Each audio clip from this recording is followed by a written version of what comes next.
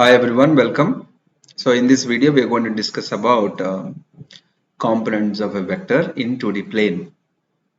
The purpose of studying components is to visualize any 2D vector and 3D vector into the corresponding one-dimensional components. A 2D vector can be visualized as two 1D vectors. A 3D vector can be visualized as three 1D vectors along x-axis, y-axis and z-axis. So sometimes that can be very useful for us. That is what we're going to discuss today. So let's start with a vector in general. Let's say that there is a vector a bar which is along x-axis. Something like that. You have a vector a bar. The magnitude of it is 17 units and direction is 0 angle because it's along positive x-axis. It has got only x direction component. There's no y component here because it's not having any y direction influence. Ay is 0 and ax is 17. Now I'll take another vector b bar and let's consider this vector b bar along y-axis. Only along y-axis, something like that we have taken. This b bar has got a magnitude 12 units and you see the angle is 90 degrees, meaning with respect to positive x-axis it has turned anti-clockwise direction to get to b bar. So that is along positive y-axis. Okay, now these two vectors are there. I want to find the resultant of these two vectors. So you can simply click on the sum, it gives you. You can rearrange it. You see that to arrange it like this, you see that resultant vector would be starting from the tail of the first vector and then ending at the head of the second vector. So S bar equal to A bar plus B bar. That's a vectorial relation between these three vectors. S bar is called resultant vector and A bar and B bar are called component vectors. And here specifically I have taken these vectors along x and y directions. A bar is called component of S bar along x direction and B bar is called component of S bar, component vector of S bar along y axis. So this is what we say. Sometimes what happens is this B bar can be arranged on the other side just to show that it is along y axis. Whether you keep it here or keep it there, right? The resultant of these two is S bar. But in this way, right, you are seeing that both the vectors are having a common tail here, A bar and B bar. So this way of representation would be more convenient when we are dealing with vectors which are acting simultaneously at a particular point. Simultaneous action, common tail. Okay, so this is one way of saying it. So now what we are saying, A bar and B bar are two mutually perpendicular vectors. They are the component vectors of S bar. Now if I ask conversely, S bar is a vector whose components are A bar and B bar along x-axis and y-axis. In a way, we say that S has been resolved into component vectors A bar and B bar. So resolving is the inverse process of addition. You add A bar and B bar to get S bar, resolve S bar to get A bar and B bar. That's what you need to understand that. So A bar and B bar are called vectors, component vectors of S bar. So this is the basic idea of components. Now let us take a general vector. Let's say A bar I can take it anywhere, need not be passing through origin. Imagine I'll switch off some there. So let's say A bar is something like that. Now you see its magnitude is 12.8 newtons. The angle is 38.7 degrees. You can look at the angle here. And you look at the components. AX is 10 units and AY is 8 units. We can show those components here. So how do you find components? You just draw the line parallel to x-axis passing through the tail of the vector and you join the line, you draw a line passing through the head of the vector and parallel to the y-axis and they intersect at that point perpendicular to each other. And this particular line, this horizontal line along x-axis is called x component of the vector A bar, denoted as AX. And this particular one is called AY.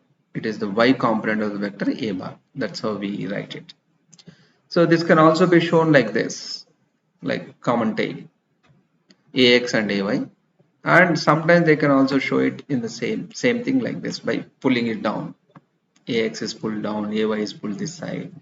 along y-axis and x-axis, just to say that these are the components of the vector along x and y.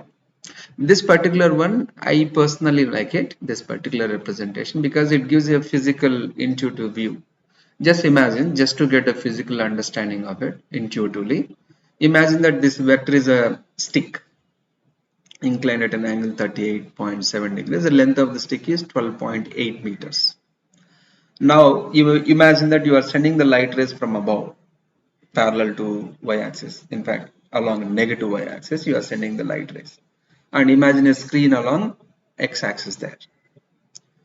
So along x-axis you have a screen, and then light rays are falling above, and this stick will obstruct certain light rays, forming a shadow on x-axis.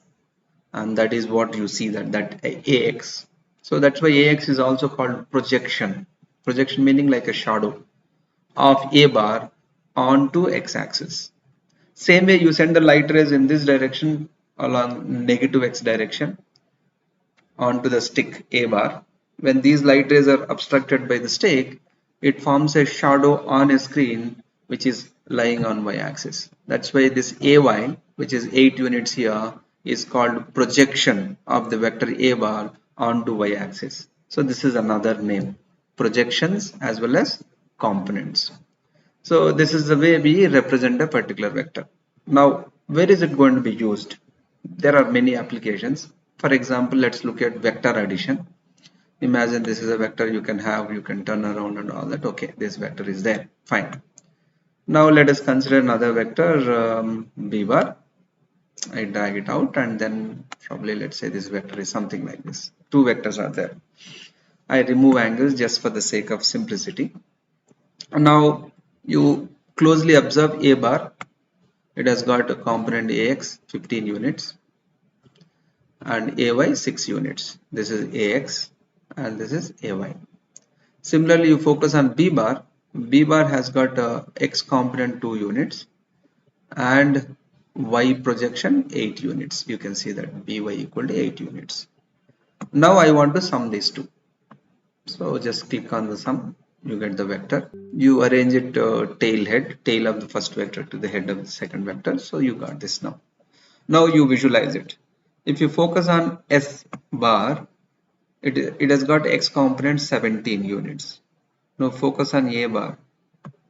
What is X component of it? 15 units. What about B bar? X component of is 2 units. So A bar has got X component 15. Bx is 2. 15 plus 2 is 17. And that is a projection of S bar along x-axis. Same way, you go back to again A bar. What is its Y component?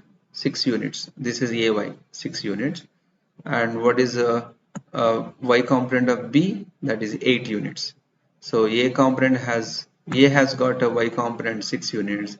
B has got a Y component 8 units. 6 plus 8 is 14 units, and that is going to be the Y component of the resultant vector. So instead of adding these two vectors in a graphical manner or a geometrical manner, you can take the components of each vector along x-axis only, add them, you get the resultant x component of the vector, and then you take the component of b bar and a bar along y-axis and add them together.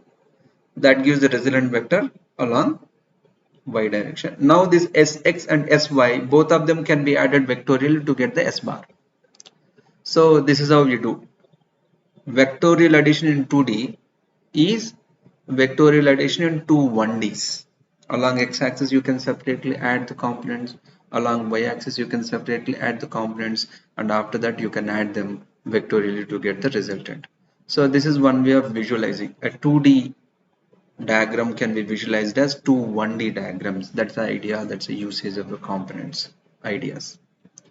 So now you can turn the vector in different directions. Let's say I'll keep it here and I'll focus on second vector. Turn the vector B in different directions, probably with different magnitudes, and you see the components will be keep on changing there. So now you see in this particular situation, very carefully if you observe, you see that S bar is along x-axis. It doesn't have any component along y-axis. Why is it so? You focus on A bar. What is the component of A bar in y direction? Plus 6. What is the component of B bar in y direction? -6. So A bar has got a positive component 6 units. B bar has got a negative component 6 units in y direction. And you see that they're cancelling out each other exactly. And so the resultant component along y-axis has become 0. That's why displacement resultant vector has no component along y-axis. It is going to have 0 component along y-axis. But along x-axis you see that they are getting added up. Ax is how much? 15 units, and bx is 11 units. 15 plus 11 will be 26. That is going to be the displacement. You will see that resultant vector that you have s bar 26 units. So that way you can easily visualize the vector addition. So for example, another example I'll consider where you have I'll keep the resultant as it is, focus on this vector. Let's say I turn it like this, and you see here now S bar has become vertical. If you observe the x component of A bar and B bar, x component of A bar is 15 and x component of B bar is -15. You see A bar has got 15 units in this direction, B bar has got 15 units in the opposite direction. They cancel out each other, so the net component resultant S bar has no x component, 0 x component. And if you look at y components, A bar has got a y component 6 units, this one, and then B bar has got a resultant how much? That is also 6 units. So I think I have taken equal lengths. Need not have equal lengths, you can have different lengths also. But say for example in this case I got equal lengths. You can change it probably.